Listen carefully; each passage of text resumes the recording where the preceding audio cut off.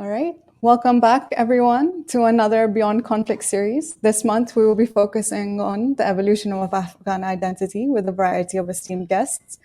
This series will be running throughout the month of February on Wednesdays and Saturdays at 6 p.m. Greenwich Mean Time. To receive notifications and updates regarding the series, please follow our social media platforms. And if you miss any of our episodes, please check them out on our YouTube channel. Today, we will be in conversation with Sangar Paykhar. Sangar is an expert in cross-cultural communication. He has graduated from the School of Governance and Global Affairs at The Hague and has studied journalism at postgraduate level at Leiden University. He is currently the host of a podcast series, The Afghan Eye, which seeks to provide a counter-narrative to what the mainstream media portrays of Afghanistan.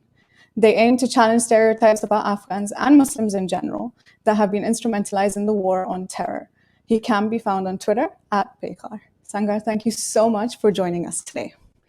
Thank you. It's quite an honor to be invited by Identity International, and I have done some research about your work, and I've saw your previous series, and I'm delighted to speak to you guys. So yeah, thank you. So, as per usual, and all of our series start off with this question. So, what does it mean to you to be Afghan? For me personally, being an Afghan is uh, first and foremost being the son of my mother, because my mother is like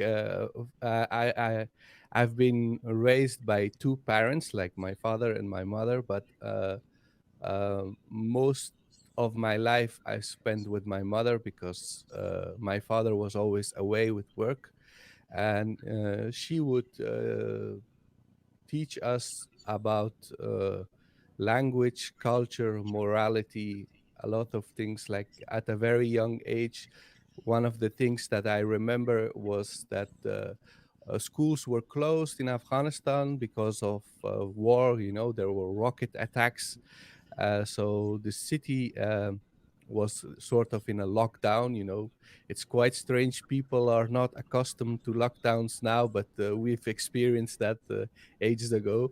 And when there was a lockdown because of rockets, my mother would read from Shahnameh Ferdowsi. It is a very old book of tales. It's part of the Persian literature and tradition. And the reason why she would read that to us is first and foremost so that we get a sense of um, understanding of who we are, what our background is, and what our culture is like. And that instilled in me a very strong sense of identity, history, and culture from our region. And for the second part, I'm an Afghan because of my father, even though he was not very involved in my development as a person at a young age. It was more so his father. So my grandfather, he was a village elder. He was a tribal leader, someone who was very respected and well known in our community. And I've spent a lot of time with my grandfather and observing him as a child, how he would conduct himself, how he would talk to people, how would he treat other people, and vice versa, how people treated him. Like his son was a very prominent figure in the government during the communist era. But my grandfather, even though he was a tribal leader and son of a very powerful person, he would travel around in the city in public transportation like everyone else. He would walk from a large part of the city, from one part to the other part. He would go just by foot. And despite the fact that he was behaving like a very common person, people saw in him, like his character, they saw someone who commanded respect. And when I look at myself, when I see myself as who I am as a person, I I see a sort of a mixture of the influences of my mother and my grandfather. What those two people represent, that's how what I identify with as an Afghan. That's what I see as part of my identity, my background, my culture, and what gives me a sense of belonging. You left Afghanistan in the 90s, if I'm correct, and settled in the Netherlands. Can Yes. you tell me about that experience, how it's been, and how has your sort of Afghan identity and how, in the context of Netherlands and its and the culture there, how's that been? Um, when we arrived as the refugees in the Netherlands in the early 90s, I was about 12 years old. And we, in Afghanistan, like because of the war, we spent most of our time at home. We couldn't go outside. We couldn't interact with other people like normal children because there was a lack of security. There were threats and everything. But in the Netherlands, when I arrived in the Netherlands, I was totally free. I could go and play and hang out with other kids of my age. So it was a totally different experience, but I was in a very alien environment. People were totally different, and since I was very young, I had to accustom to my new environment. And one thing that really I would say something that really had a big impact on me is that we used to live in a city here in the Netherlands. It's called Leeuwarden, all the way in the Mhm. north. It's in the rural area of the Netherlands, and there were practically no Afghans there. Like we were one of very few Afghan families there. So in my teenage years, I had literally no contact with other Afghans, just my mother, my sisters, um, and there were no other Afghans. So I had to develop myself as a teenager, being part of the local culture and community, like living between two cultures. At home, I am an Afghan, but outside, I had to be everything just like everyone else.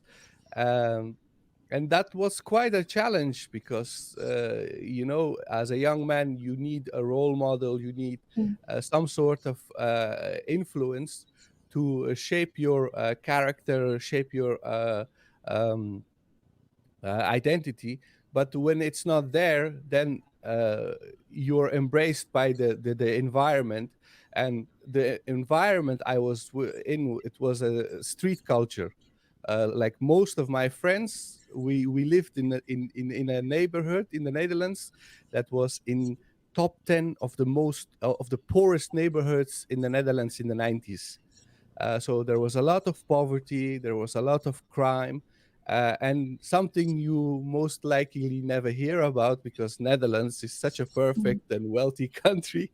But yes, the Netherlands does have its less fortunate parts, and we happen to live there in such a neighborhood. And uh, eventually, when I became an adult and I look back at my teenage years here in the Netherlands, what's so amazing and incredible is that from all my friends, I am the only one who never became involved in crime. I am the only one from my friends, from the entire community, who has never been convicted of anything. Worst thing that I have is a speeding ticket. So, you know, and if I look back at how I developed as a person during my teenage years, I think that the fact that I had very little contact with other Afghans uh, deprived me in my teenage years of a lot of my own culture and heritage. Um, and on the other hand, I think that being submerged into the street culture as a teenager, um, it exposed me to different cultures, different backgrounds, people from former colonies of the Netherlands, people from North Africa and the Middle East, but also the Dutch culture.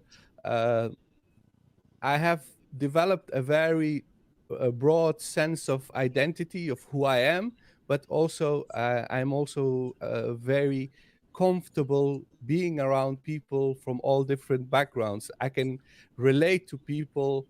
I can understand their not just their language, but their attitudes and their sentiments, which yeah, despite everything, I think that's something that made me uh, who I am today, and I am grateful for that.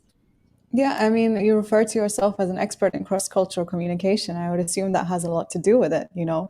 And you've used a particular phrase as a bridge between cultures on your website, right? And I can imagine how handy like this upbringing must have been in that. Yes. Are there any particular experiences that you could share with us? Yeah. Okay. So, uh, being a cross-cultural communication expert, um, there is a whole academic discipline of cross-cultural communication. There is handbook of cross-cultural communication. There is a lot of literature on this particular field. But what's so interesting is that a lot of theory is developed and published, but very few people in this field are from a mixture of different cultures. Like I am from Afghanistan, and in Afghanistan, we have 15 registered languages, not dialects, languages. And we have so many different ethnic groups. I am from a mixture of two ethnicities. Like my father is an ethnic Pashtun, my mother is an ethnic Tajik. Um, and then they are also in their family history, they're also mixture with other ethnic groups. I am from a region of the world where um, national identity is not formed in the way it's formed here in Western Europe after Westphalia. Mhm. We are still a society that is a mixture of different groups, different ethnicities, and in our society, you are forced to be someone who is capable of going over the boundaries of language and culture and customs in order to operate and function in a society, because the society is not homogeneous. Our Mhm. society is very mixed. It's a strong mixture of different cultures, influences. So that's my background.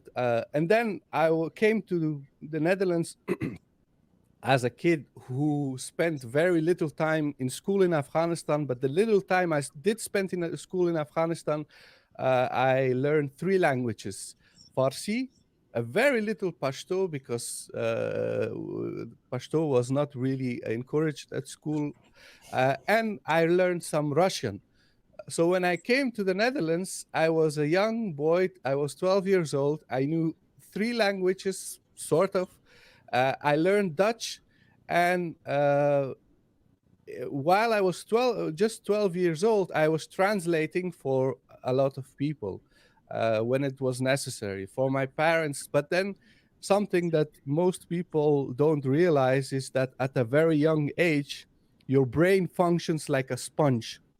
You Mhm. absorb everything, and you can also uh, process a lot of new information.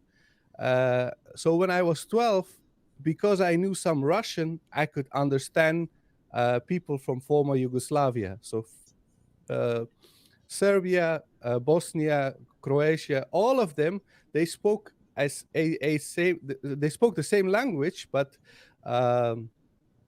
yeah. So they spoke the same language, and I could understand them. I could speak back in their language, and they would be shocked, like, okay, how do you know our language?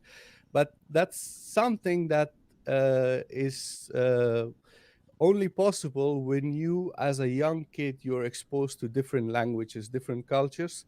And being very young, it made me capable of like quickly adjusting and learning and responding back.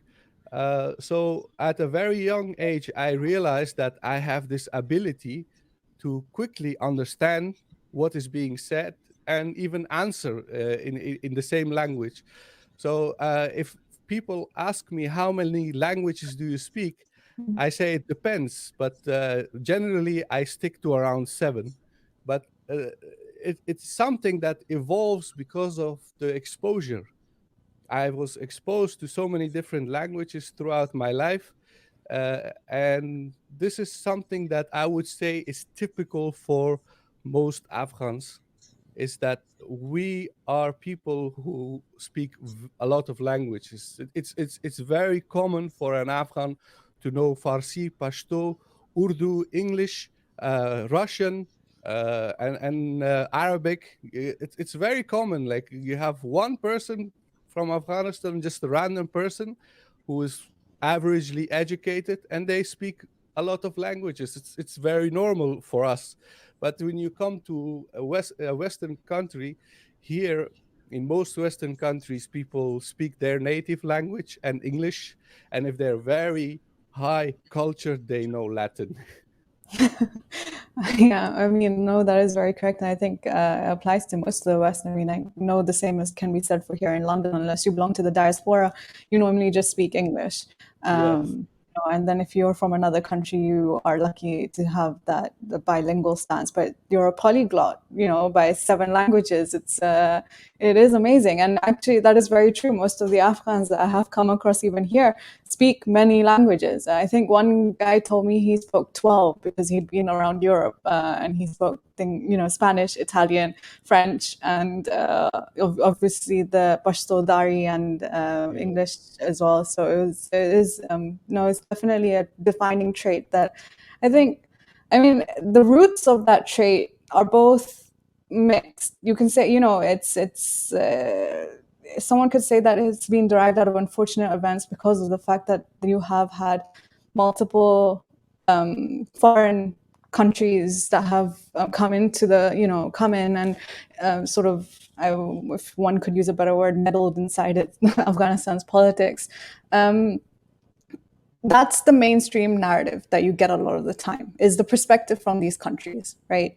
And I think a lot of the work that you guys have been trying to achieve through the Afghan Eye podcast, as we mentioned in our introduction, was that you are aiming to challenge the stereotypes about Afghanistan, especially the ones that have been instrumentalized in the war on terror. Can you elaborate on that for me? And can you name some of these stereotypes and your take on them, when the alternative perspective that you might have?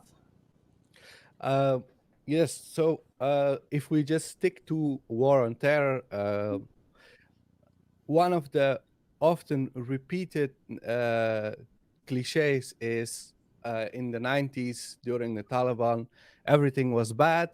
But after the 90s, after 2001, uh, the new government came and now everything is better. Um, so for the last 20 years, we keep going back to how terrible the 90s were because of Taliban. Mm-hmm. And there is a black spot, like a total blind spot before that. People are not made aware of what happened before the rise of Taliban regime.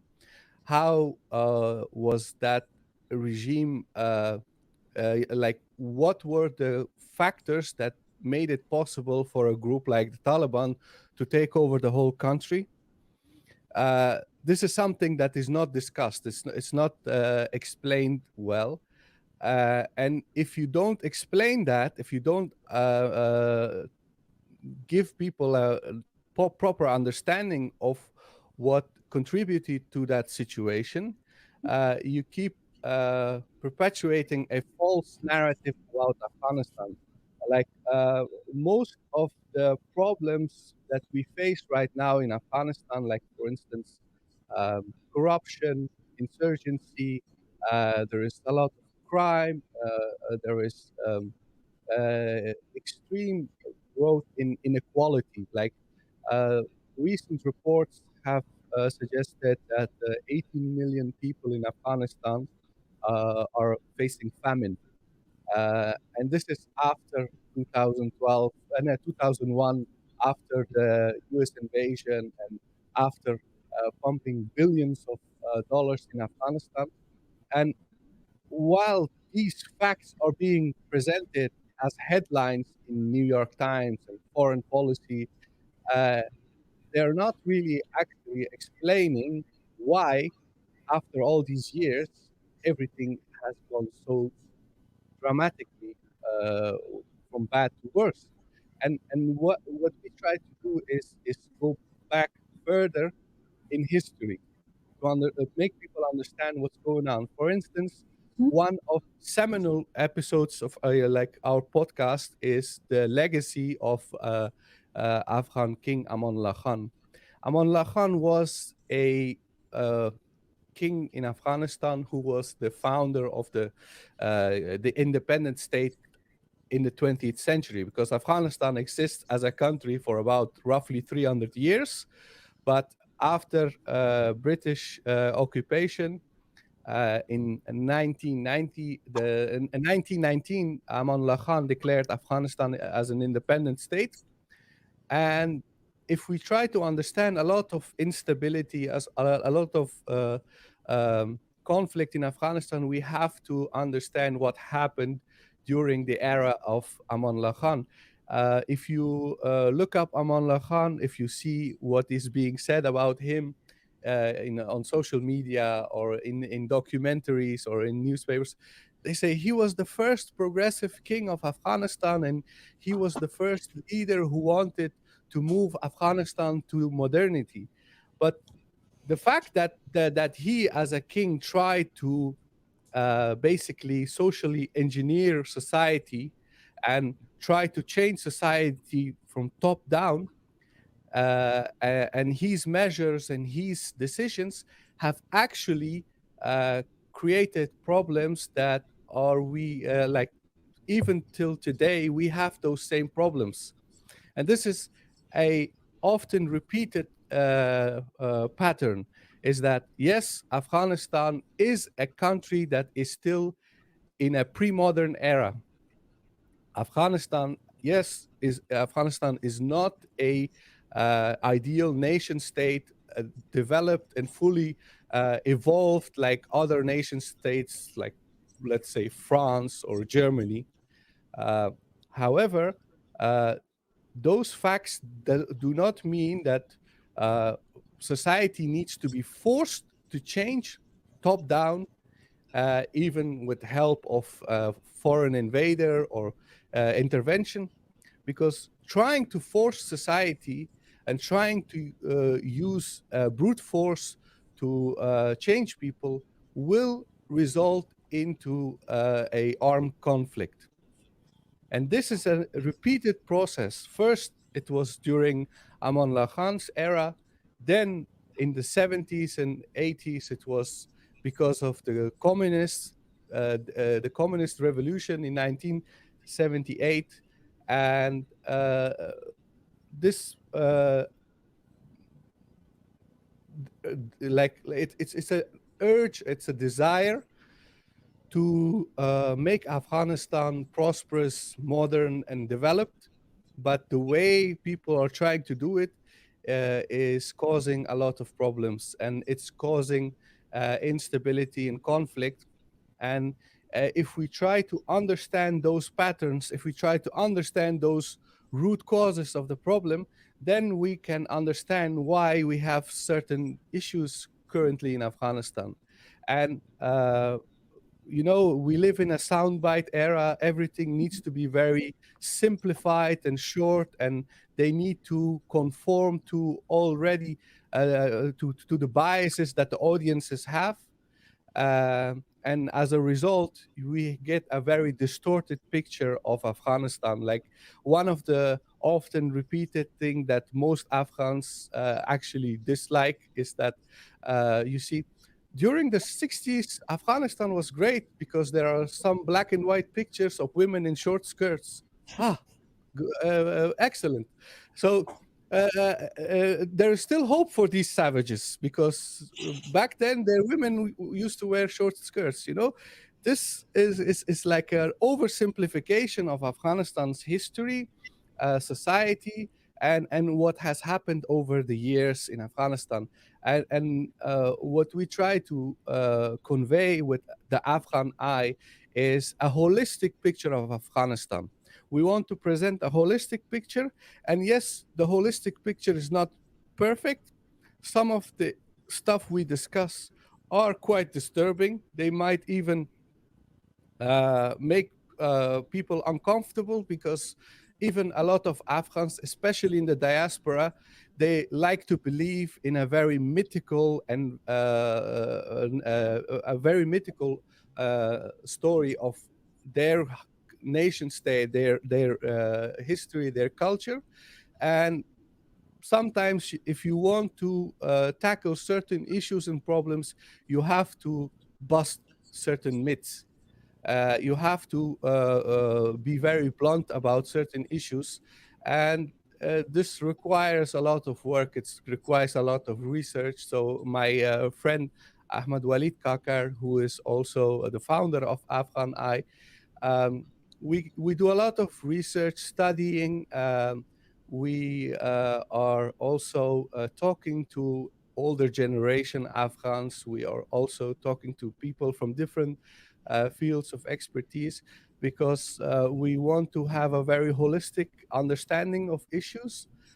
So when we comment about certain matters, whether it's it in our articles or in our podcast, we not we don't want to be it's very easy to be very um, provocative and confrontational. Uh, uh, we want to do it in a very responsible and nuanced manner, but at the same time we feel like we shouldn't be scared of going in a certain direction where we talk about very controversial issues. Like, one of the main issues that is still controversial and people don't want to even mention it is that Afghanistan is an occupied country right now.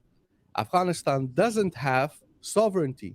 It's a very simple fact. Like, if a country has a situation where a foreign force enters that country, and those foreign forces can kill people without getting punished, they can imprison people or torture people without getting punished, then it means that this country doesn't have any sovereignty.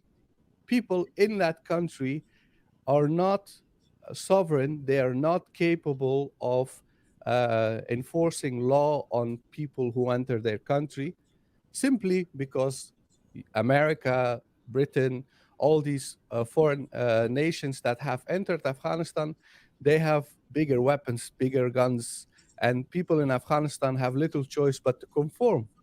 This is a reality, and this is something that is generally denied in the media. It's not recognized, because they say, well, we entered Afghanistan because we had to fight terrorism, and we created a civil democratic society.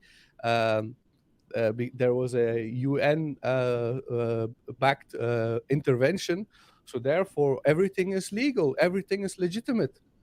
But if you look at the facts, at the situation in Afghanistan, like, the election of 2019 was extremely fraudulent. The election was fraudulent. Less than 2 million people have voted. The winner of the election had about 600,000 votes. And during his inauguration, there was another inauguration of another president, 500 meters away in a different palace in the capital of Afghanistan. So then the Americans, they chose one candidate and they said, you are the president, and that's our current president now. So you see, without the intervention of Americans, we can't even decide who is our president. This is a reality, and what we see in the media, what we see in the news is yes, Afghanistan's legitimate government in Kabul has said this or said that, but how legitimate is the government when even the election needs to be decided by the Americans?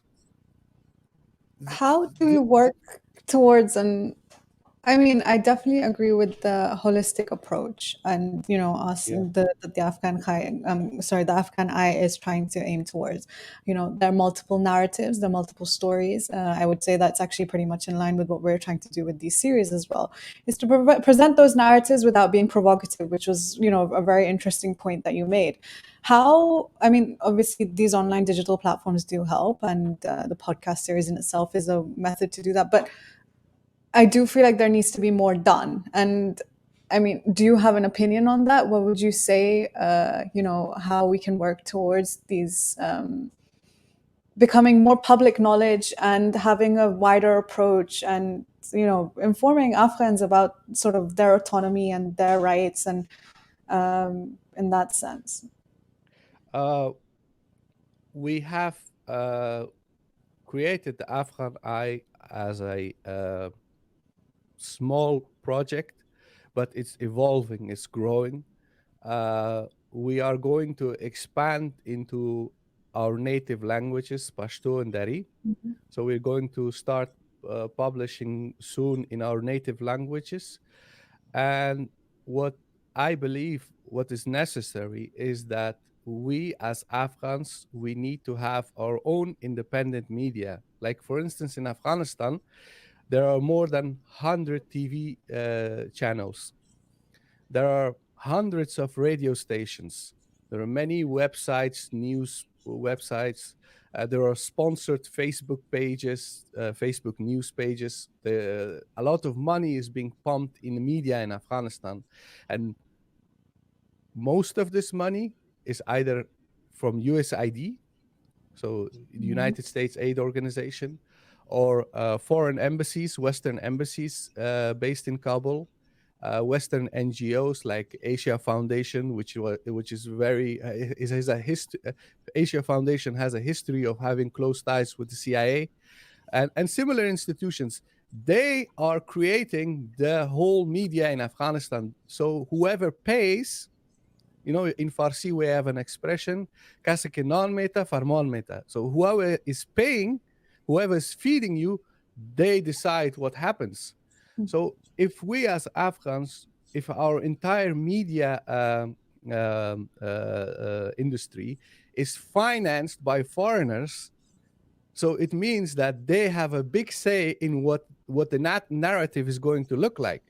So the reason why we created the Afghan Eye as a media organization that is funded by our viewers and listeners is because we want to encourage a culture where we invest in our own institutions. We build our own institutions and people who believe in our cause. If people approve of what we do, if they believe that what we are doing is of any benefit, they can sponsor us. And it's a process that needs to grow and evolve, but eventually we want to go into something bigger. We want to also publish books. We want to publish like documentaries, and the thing is that I personally, I'm a builder by nature. I'm a person who believes that everything needs to be built from the ground up by yourself in order to distinguish it from other entities, other things that you disapprove of. Like I could very easily go and apply for a job and become a journalist or an author somewhere else. But I have my job. I'm a communication expert. I'm a guest lecturer. That's how I make my money. But This project, this is something that needs to be done, and it needs to grow and evolve. And therefore, I encourage also other Afghans, not just Afghans, but other people from other countries, to start thinking in these terms. We need to create our own institutions. We need to support our own people. We need to be ready to support in any way possible. Like, for instance, if it's becoming a monthly patron to some news or content creator, if you can do that, do it. If you can share their content, do it. There's, like, for instance, we have a guy in Afghanistan right now.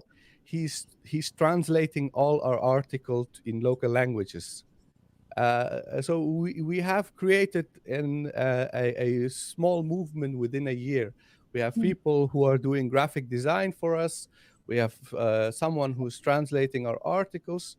And all of this is mainly for one simple reason. We are genuine. We let people know who we are, what we stand for, and we don't, try to fit into a very popular and politically correct narrative. And people seem to appreciate that. People seem to understand that that's necessary.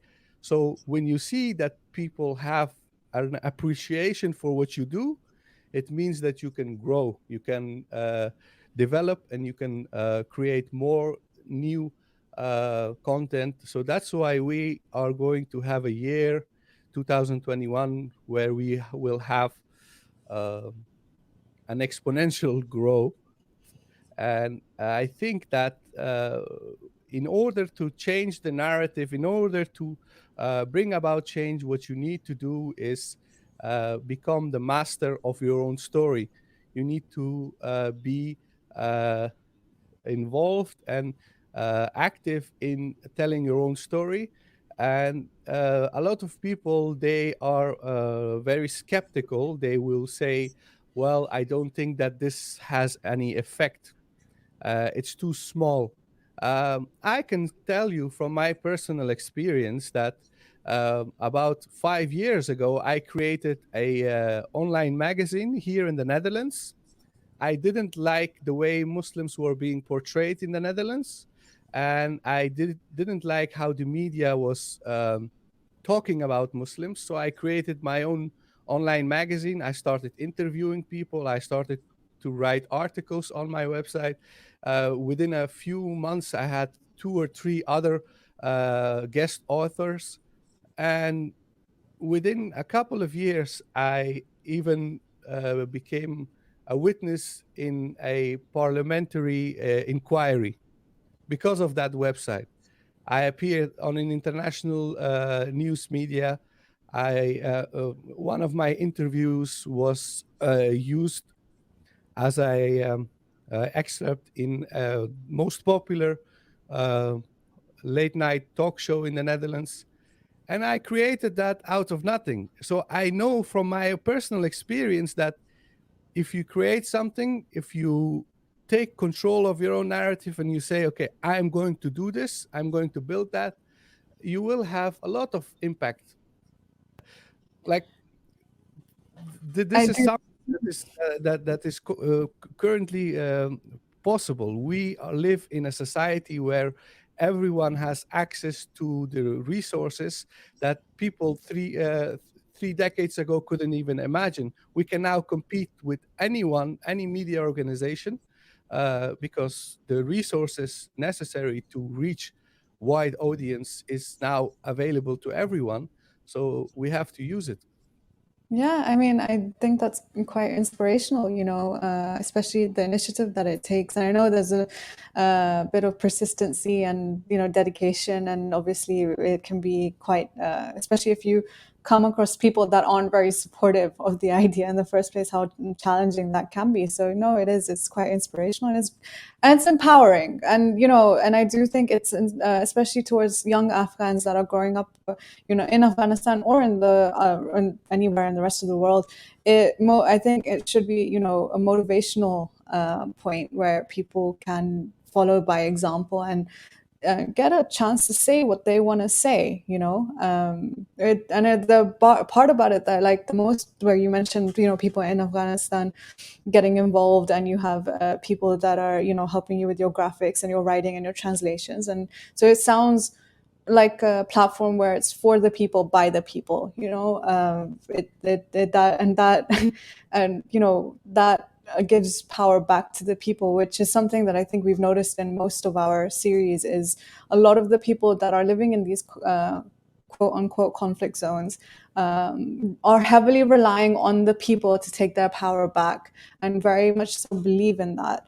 One of the professors in a previous one said that he has full hope, that in the people themselves to be able to do that. And I do think platforms like this are ways that we can achieve that. So it is very inspirational. There's another point that I wanted to ask you about. So you returned to Afghanistan in 2005, from the Netherlands. And you said that you came to the Netherlands when you were 12. So obviously you're an adult now when you've returned. How was that experience? Did you feel like you living in the Netherlands changed anything? Or did you have any, was there a gap in the way that you perceive society and the way society perceived itself? Or is there anything interesting about that period that you'd like to tell us? When I returned to Afghanistan in 2005, it was mainly because here in the Netherlands, when I graduated from school, I didn't go to the university. I started working. I had a very difficult or very rough time. So studying at the university was not an option. Um, and when I started working, I noticed that I was capable of getting any kind of job in this country, but you're always seen as an outsider. Like, for instance, when I speak Dutch, uh, it is barely noticeable that I have an accent. The accent is barely noticeable, but still, everywhere you go, people quickly try to make you feel as an outsider. You don't belong here. So, they tell you like, um, what's your background, and how come you speak Dutch so fluently, and all these things. They constantly remind you that you're not part of the society, you're not welcome here. And when I went back to Afghanistan, I was 23 years old, something like that. So I was very young, and I felt like, okay, so maybe there is a future for me in Afghanistan. So when I was in Kabul, obviously, um, as a young Afghan who spent most of his life outside Afghanistan, um, people do notice that I am a Afghan from the West, because obviously, the way you dress, the way you conduct yourself, people see very obviously that you are someone who lives in a different country. But my language, the way I speak, is not any different. Like, I am very fluent in my native language. So after just changing my clothes and just going about life like anybody else, people stopped noticing that I was actually someone who just came back after years of being away. Um, and that was quite funny because, like, I didn't feel like I need to stand out from the people, from the rest. Like, a lot of people, when they travel back to their native country, they want to show off. Like, I am wealthy, I am rich, I have this or I have that. and I don't feel that I should do any of that. And I felt actually that I should be as much as I can like the common people. So I dressed like everybody else, and I would just travel around the city and rural parts of the city, like the village where I'm originally from. And it was a very refreshing to be submerged in a society where people don't notice you as a stranger. They whether you talk or you're silent, whether you're in a gathering with other people, or you just passing by in a busy street in a market, people don't notice that you are from a different country. You're just part of the rest. So that was something that I really loved. That's something that really made me feel very comfortable and very I don't know how to describe it, because before that, before going to Afghanistan, I went to a very severe depression here in the Netherlands. I was very depressed. I didn't feel comfortable. I had a lot of problems with my life. Like I was growing up and becoming an adult in a country where there is everything. Like the Netherlands is a very wealthy country. We have so many resources here. There's so much, opportunity. But if you don't feel at home, if you don't feel comfortable, it can be very depressing. So I was going through that, and when I went back to Afghanistan, I something that I really realized is that my parents, they're very secular. They are part of the socialist Marxist elite from the city. They grew up in the city, and they went to the university. And back in the 60s and 70s, Afghanistan was being bombarded by Marxist literature and indoctrination. So they are part of that generation, and they're very secular. And in Afghanistan, I would say 99% of the people are very religious and conservative. So that's something that like really confronted me about my own identity. Like I realized like my grandfather was praying 5 times a day, but my father and my mother, they don't. And in Afghanistan, everybody, when you see the azan, when you hear the azan, people go and they pray. And we didn't do that at home. And that's not how I became an adult. So I felt like there is something missing in my life. And uh, the district where I'm from, outside Kabul, in eastern part of the province, Kabul, there is a piece like a desert, and there are internally displaced people from other parts of Afghanistan. Their homes were bombarded, and they couldn't return back to their own district, so they settled in this piece of desert with those very shoddy-looking UN tents. They live in tents, and they live in a very, very shocking, poor and destitute situation. And I was crossing, and I saw this little settlement of internally displaced people who they have barely anything to eat. It's very difficult to tell the story of how poor people are in Kabul, just in the periphery of the city. And despite their poverty, and despite that their tents had big holes in it, and that they basically lived around a ditch, I saw that people there, they were standing up and they were praying. They were all praying. Young, old, everyone was praying. And that was like, for me, a revelation. Uh, I realized that the reason why they feel mentally and spiritually better than I do here in the Netherlands is because they have their faith. Faith is what keeps them strong, and this is how they go through adversity in life.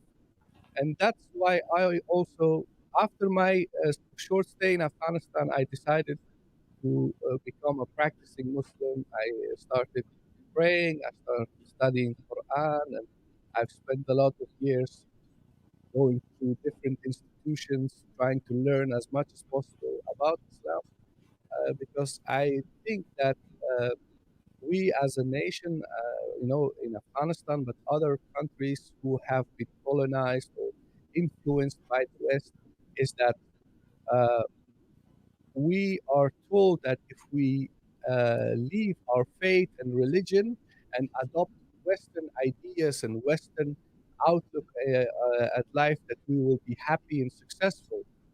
But the truth is that these Western ideas and belief systems, they function in this environment, but they don't necessarily produce a better life. Like, for instance, here in the Netherlands, everybody is so wealthy, but about 40% of people are depressed in this country. They consume antidepressants on regularly on daily basis. If they're not taking antidepressants, they smoke or they drink alcohol to go through their day to day life, and that's because they spiritually have become empty, and having wealth and being a very prosperous is not making them any better, or doesn't make them feel any better. But if you have faith, if you have a belief system in a hereafter, if you know that there is a bigger story than your just personal individualistic life, then you can start to become a more yeah you become content with everything, and you start to be very y- y- you start to accept things for what they are without feeling depressed or miserable, and it can even translate into being a very uh, I would say it will make you a very strong person who can actually inspire and influence other people. That's very wholesome to hear about a society that goes through so much, especially that there is something that people can hold on to hope in. It is very reassuring and it's very wholesome. And, it's interesting insight, especially the way that the religion is usually showed on the in the mainstream at least, and is shown as a component of like ideological reasoning. A lot of people have abused that in Afghanistan as well. Religion as more of an ideology than just something that spiritually benefits the individual and allows some sort of contentment, like you said, and strength for the society. Which is it's nice to hear that it's still alive on a grassroots level, even if it's not on a politics level. You know, but I mean, we are coming near to our time. And so this is the point where I ask every one of our speakers, to basically make any concluding remarks that they want. It is mainly your opportunity to show Afghanistan as you would like it to be shown to the world, or discuss anything about Afghan identity that you think that people should know. So the floor or the mic is yours. Thank you very much. I would say that we live in a globalized world where we all have access to internet, and currently under all these lockdowns, we are sitting behind our screens most of the time. But hopefully, after the lockdown, when we have more freedom and liberty to move around, I would suggest people to go and interact with people from different cultures and backgrounds more often. If you know any Afghans, invite them to your home. And Afghans, we are very hospitable people. We like to invite other people to our home and sit together, have we share our food, Afghan tradition, our food. Most people have heard about our food.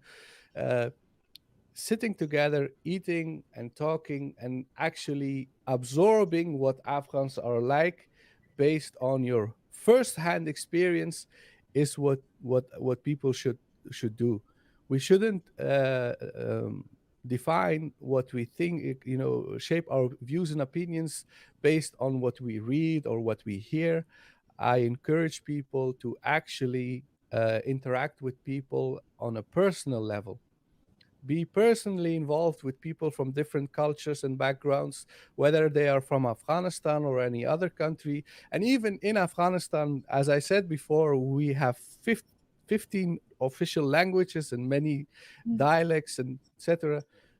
We are a mixture of different groups of people, and you will be amazed, you will be surprised how much diversity and complexity there is within Afghan society. So make sure that you have a personal experience, personal contact with Afghans. That's my uh, suggestion to your viewers and listeners. I can definitely vouch for the food and the hospitality. Definitely, it's very true. Great, great. Thank you so much, Sangar, for such your incredible insight and joining us today. And I would like to thank our audience for watching. Please join us again this Saturday at the same time, where we'll be in conversation with historian Dr. Nafees Rehman Durrani. I would like to thank everybody for tuning in, and thank you again on behalf of Identity International. Thank you.